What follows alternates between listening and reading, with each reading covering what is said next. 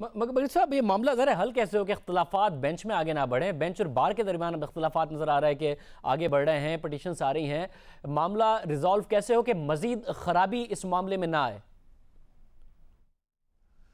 دیکھیں، جو ایک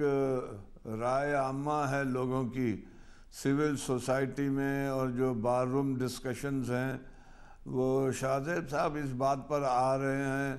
کہ جی کوئی ایسا بڑا ایشو نہیں ہے ایک نان ڈکلیریشن کا۔ دیکھیں، کرپشن کے کوئی چارجز نہیں ہیں جسٹس قاضی فائز عیسیٰ پر، ایک نان ڈکلیریشن کا چارج ہے، اس کو ہائی لائٹ کر کے لانا اور پھر ان کے ماضی میں فیصلوں کو رپورٹس کو جب لوگ دیکھتے ہیں تو پھر ہر ایک کے ذہن میں سوال ابھرتا ہے کیا اس بات کی سزا تو نہیں دے رہے ہیں؟ تو میں سمجھتا ہوں کہ ابھی تک جتنی بھی بار ایسوسیشنز نے پٹیشن داخل کی ہیں ان سب میں یہ سوال اٹھایا جا رہا ہے کہ یہ بالکل ایک حملہ ہے آزادی عدلیہ پر،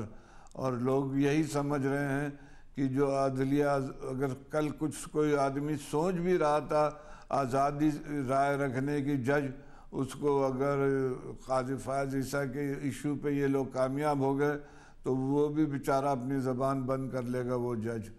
تو یہ میں سمجھتا ہوں ہے اس وقت جوڈیشری بہت انڈر سیویئر اٹیک ہے، اس کو اس وقت سول سوسائٹی، لائرز، جرنلسٹ، اس ملک کے سیاستدانوں کو نکل کے بچانا ہوگا۔ اس وقت جوڈیشری کو جرأت مندانہ فیصلہ کرنا پڑے گا، اور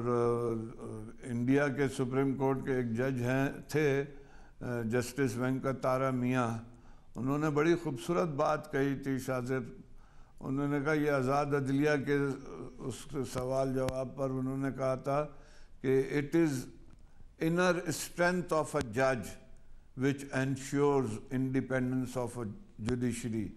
آزاد عدلیہ کے لیے جج کے اندر کی جو ہمت ہے، جرأت ہے، وہ گارنٹی کر سکتی، اور کوئی قانون، کوئی آئین جو ہے وہ اس کو بچا نہیں سکتا آزاد عدلیہ کو۔ تو اب ضرورت ہے انر اسٹرینتھ آف دی ججز to protect this independence of judiciary.